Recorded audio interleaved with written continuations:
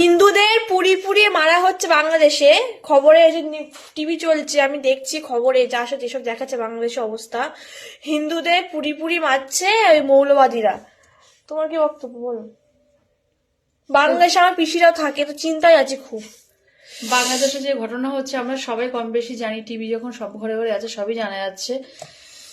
মানুষের মধ্যে দুটো জিনিস থাকতে হবে, তাহলে মানুষ সচেতন হতে পারবে। যারা এগুলো করছে তারা তো এটা কোনো ঠিক কাজ করছে না। মান আর হুঁশ দিয়েই মানুষ হয়, তো মান আর হুঁশ এটা নিজেদের থাকতে হবে, তাহলে একটা মানুষ হওয়া যায়।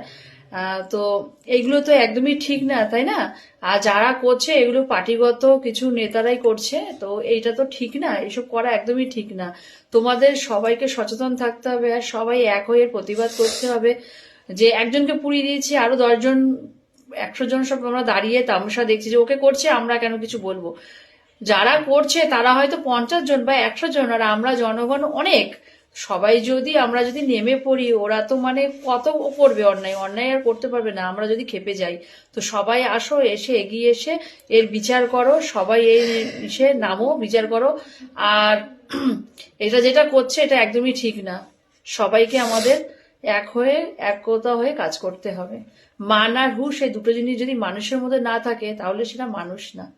মান আর হুঁশ আমাদের মধ্যে দুটো জিনিস থাকতে হবে, তাহলে আমরা মানুষ হতে পারবো। আর আমাদের দুটোর মধ্যে একটাও এখনো নেই। যারা এসব করছে তাদের মধ্যে এগুলোর একটাও নেই।